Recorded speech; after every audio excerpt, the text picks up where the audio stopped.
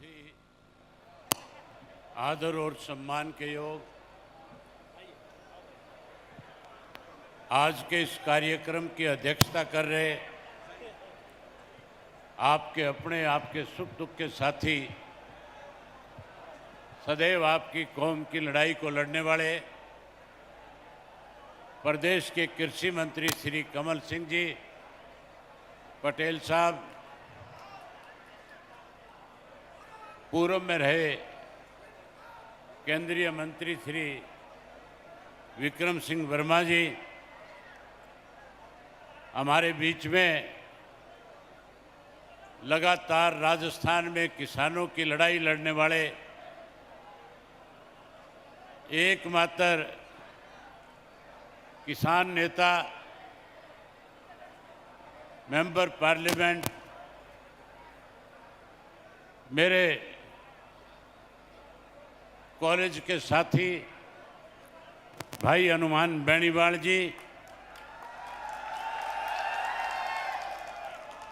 किसान नेता युद्धवीर सिंह जी, उत्तर प्रदेश से राष्ट्रीय जाट महासभा के अध्यक्ष यशपाल मलिक जी, प्रहलाद पटेल जी, माय नारोलिया जी, आज के इस समागम के आयोजक श्री पप्पू गोरा जी, राधे जाट जी, श्री रणजीत सिंह जाट जी, आनंद जाट जी, केदार सिरोही जी, मंच के ऊपर बैठे हुए जाट कौम के जितने भी आज हमारे बीच में देश भर से आए हुए नेता हैं, मैं उन सब का अपनी तरफ से अभिनंदन करता हूं और विशेष तौर पे आयोजकों का इस बात के लिए आभार व्यक्त करता हूं कि आज मुझे अपनी कौम के बुजुर्गों से, नौजवान साथियों से, माताओं और बहनों से मध्य प्रदेश की इस पावन धरा पे हजारों की संख्या में आए हुए योद्धाओं से मिलने का अवसर प्रदान किया। इसके लिए मैं उनका बहुत बहुत आभारी हूं। मेरे से पूर्व जो वक्ता थे उन सब ने जाट इतिहास के बारे में जिक्र किया, बहुत खुल करके चर्चा करी। मुख्यमंत्री जी भी आए,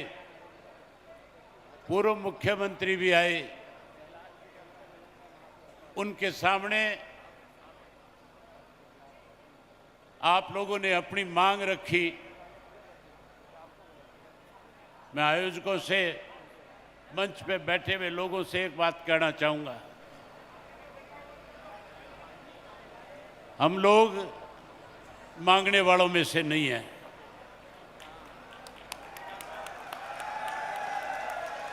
हमने आज तक मांगना सीखा नहीं। हम अपने अधिकारों के लिए लड़े। हमने अपने अधिकार, अगर हमें किसी ने हमारे अधिकार छीनने का प्रयास किया तो हमने लड़ाई लड़ करके अपने अधिकार लेने का काम किया। साथियों, हम तो देने वाले हैं, हम मांगने वाले नहीं। जब ये भारतवर्ष आजाद हुआ था, इस देश की आजादी में सबसे बड़ा योगदान अगर किसी का था तो नॉर्थ इंडिया के उन योद्धाओं का था जो जाट के घर में पैदा हुए थे, जिन्होंने इस देश की आज़ादी में अपना सब कुछ कुर्बान करके इस देश को आज़ाद कराने में बड़ी भूमिका निभाई थी। हम इतिहास को जब पढ़ते हैं, उस इतिहास में लिखा हुआ है कि 80% इस कुर्बानी के, इस आज़ादी के अगर योद्धा थे तो जाट समाज से संबंध रखने वाले थे। ना केवल हमने देश आज़ाद कराया, बल्कि देश आज़ाद होने के बाद भी जब जब इस मुल्क के ऊपर किसी किस्म की दुश्मन देश की तरफ से मुसीबत आई, हमारी कम्युनिटी ने सरहद के ऊपर खड़े होकर के, चाहे वो 40 डिग्री टेम्परेचर था, 50 डिग्री टेम्परेचर था, इस देश में हर व्यक्ति को आज़ादी की खुली सांस मिले, इसके लिए अपने आप को कुर्बान करके इस देश की सीमाओं की पहरेदारी करके हमने इस देश के अंदर अपनी एक ताकत का एहसास कराने का काम किया। आज ज़रूरत है समाज कैसे आगे बढ़े, हमारे समाज के बच्चों के सामने आने वाले समय में कोई दिक्कत और कठिनाई ना आए। हमें राजनीतिक तौर पे ताकतवर बनना है, हमारे सामाजिक तौर पे अपनी एक पहचान बनानी है और हमें आर्थिक रूप से भी मजबूत होना है,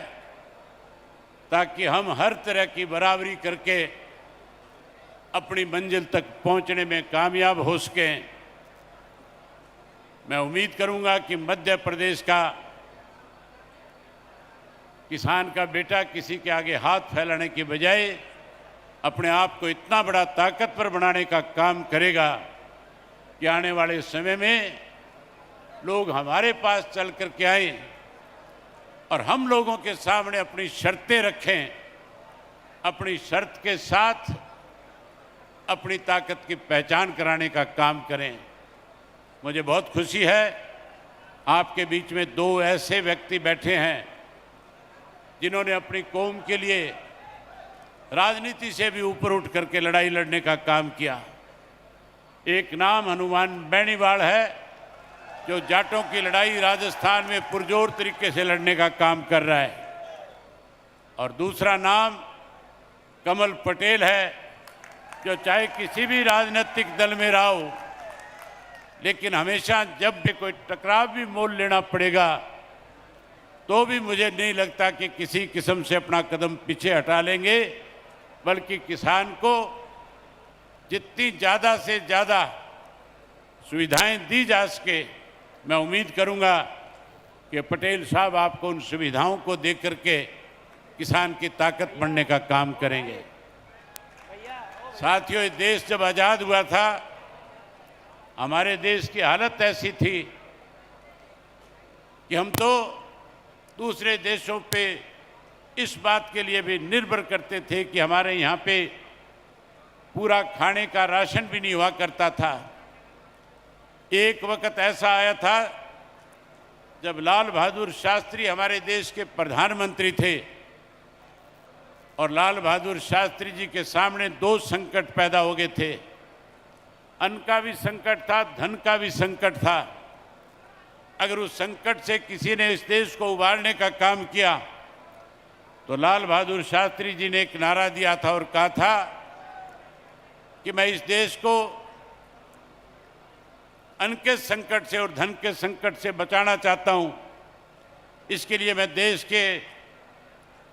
अन्नदाताओं से, किसानों से इस बात की अपील करता हूं कि वो एक दिन का भोजन जो है, एक दिन का उपवास रख करके इस देश के कमजोर वर्ग के लोगों का पेट भरने का काम करें। और उनके एक आवाज़ पे हमारे देश के किसान ने एक दिन का उपवास रख करके अन्न की कमी को पूरा करने का काम किया था। वहीं हमारी माताओं और बहनों ने अपने मंगलसूत्र तक निकाल करके भी इस देश में धन की कमी ना रहे, उस कमी को भी पूरा करने में बड़ी भूमिका निभाने का काम किया था। उसके बाद इस देश को आत्मनिर्भर बनाने के लिए सबसे ज़्यादा अगर मेहनत किसी ने करी तो इस देश के किसान ने करी, और इस देश को आज इस तरह से आत्मनिर्भर बनाने का काम किया है कि आज दूसरे मुल्कों का पेट भरने का काम भी हम कर सकते हैं। आज जो हमारे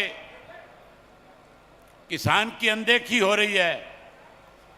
जिस तरह से अभी मेरे से पहले एक गीत के माध्यम से हुड्डा साहब ने आपको बताया था कि किस तरह से इस देश में 3 काले कानून बना करके किसान को कमजोर करने की साजिश रची थी। लेकिन मैं बधाई देता हूं हरियाणा के, पंजाब के, मध्य प्रदेश के, उत्तर प्रदेश के किसान को,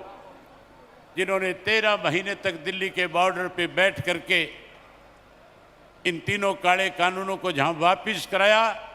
वहीं देश के प्रधानमंत्री को माफी मांगने पे भी मजबूर करने का काम किया। उस आंदोलन में अगर सबसे बड़ी भूमिका किसी की थी तो हरियाणा प्रदेश के किसान की थी। लाखों किसान अलग अलग प्रदेश से आए थे। लंबे समय तक आंदोलन चलना था। साथियों, उस आंदोलन को कमजोर करने के लिए बहुत सारी साजिशें रची गई, बहुत सारे आरोप लगाए गए, लेकिन हरियाणा के किसान ने, जो बाहर से आए हुए किसान थे, जहां उनका दिल जीतने का काम किया, वहीं दिन रात उनके बीच में खड़े होकर के हर तरह की दिक्कत और कठिनाई जो उनके सामने आती थी, अपना घर परिवार छोड़ करके उनकी सेवा करके उनका मनोबल बढ़ा करके उस आंदोलन को जीतने में बड़ी भूमिका निभाने का काम किया था। आज फिर किसान की अनदेखी हो रही है। आज फिर किसान को एकजुट होने की जरूरत है। मैं उम्मीद करूंगा कि हम लोग फिर से एकजुट होकर के अपनी एक बड़ी ताकत बना करके, चाहे देश में प्रदेश में कोई सत्ता में आए, लेकिन हम अपनी ताकत का एहसास हर हालत में उन लोगों को कराएं और हम इस हालात में ला करके सत्ता में आने वाले लोगों को मजबूर करें कि वो आपके दरवाजे पे चल करके आपकी बात से सहमत होकर के आने वाले समय में आपके बीच में खड़े हो सकें। साथियों, इस प्रदेश में, इस देश के अंदर अगर जाट जाति की किसी ने पहचान बनाने का काम किया, किसान को किसी ने ताकत दी, तो इस देश में जहां हमारे बहुत सारे योद्धा हुए थे,